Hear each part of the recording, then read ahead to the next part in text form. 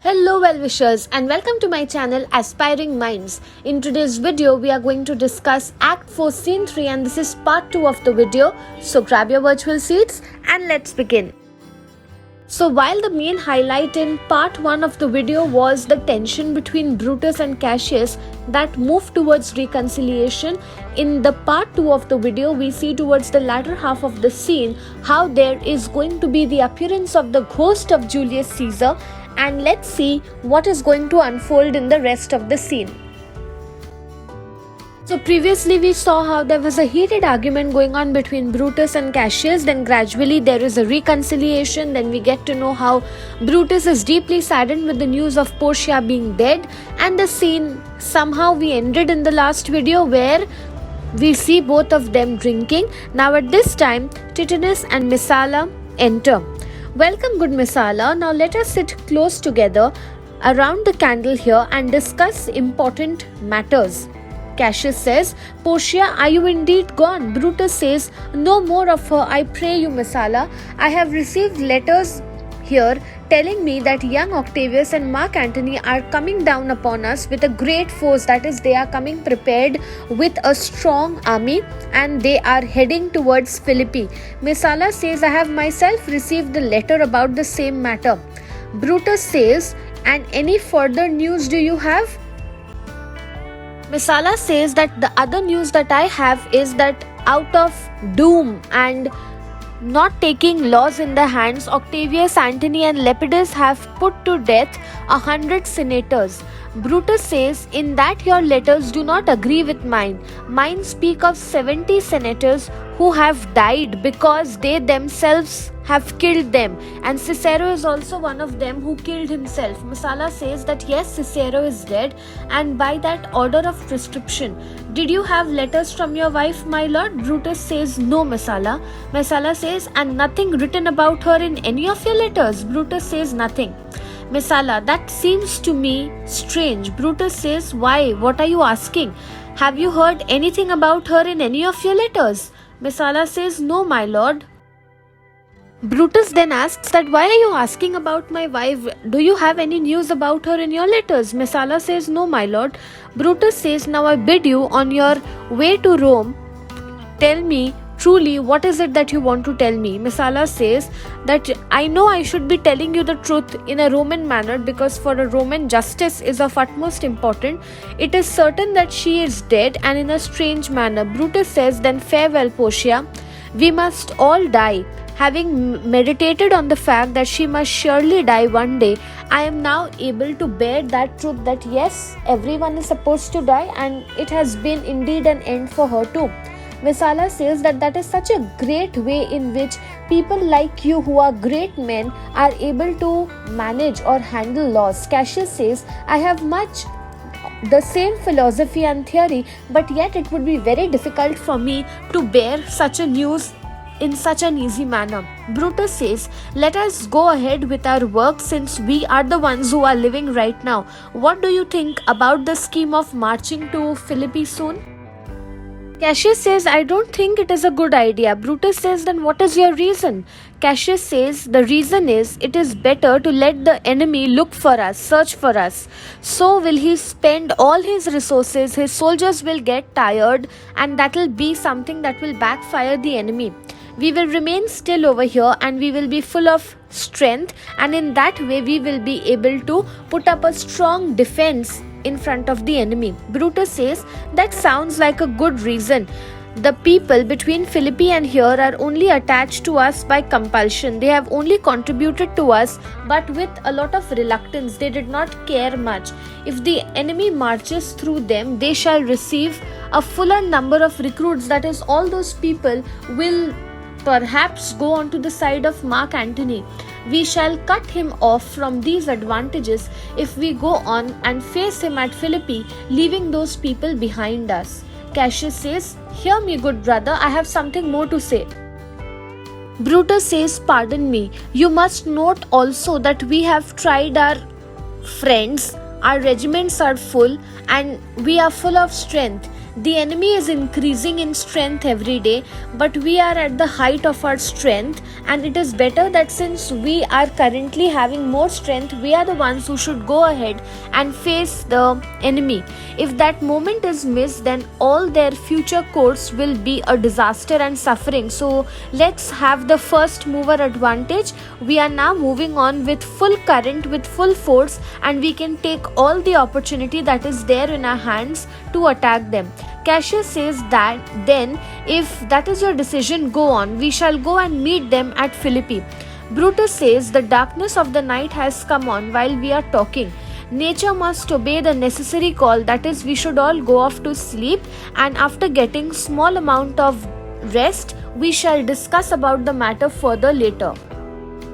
Cassius says, alright, no more discussions, good night. Tomorrow morning we'll wake up early and leave from here. Brutus at this time calls out to Lucius, who enters, and he tells him, bring my robe. Then he tells, farewell good Messala, good night Titanus, and he is wishing everyone good night here. Cassius at this time says, oh my dear brother, this night has started on a bad note. Never let such a quarrel ever happen between our souls ever again. Don't allow it ever, Brutus. Brutus says, everything is alright. Cassius says, good night, my lord. Brutus also wishes him good night, and then everyone bids each other a bye and they all leave.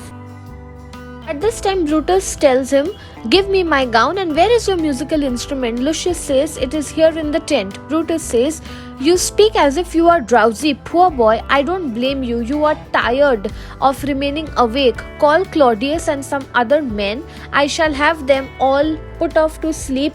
They can come and sleep in my tent. At this time, Varro and Claudius enter. Varro says, did you call my lord? Brutus says, I pray you gentlemen, you all can come and sleep in my tent. It is possible that I shall call you by and by and take some message to my brother Cassius.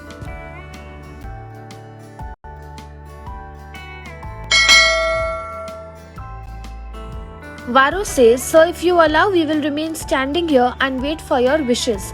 Brutus says, no, I don't like all that. Lie down, all of you shall get good rest. See, Lucius, here is the book I was looking for.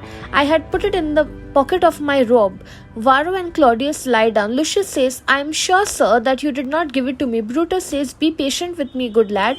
I am becoming very forgetful these days. Can you keep your sleepy eyes open a little longer so that we can listen to a little bit of music? Lucius says, yes, my lord, if such is your wish. Brutus says, it is, my boy. I trouble you too much, but you are always willing.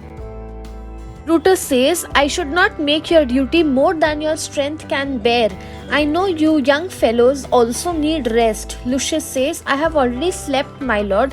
Brutus says, you were right to do so. You should go off to sleep again. I will not keep you waiting any longer. If I live after all this, I shall be very good to you. There is a music and a song, afterwards Lucius falls asleep, and then Brutus continues saying that this is a tune which makes me feel sleepy. Oh, sleep, that is something that kills the senses of the people.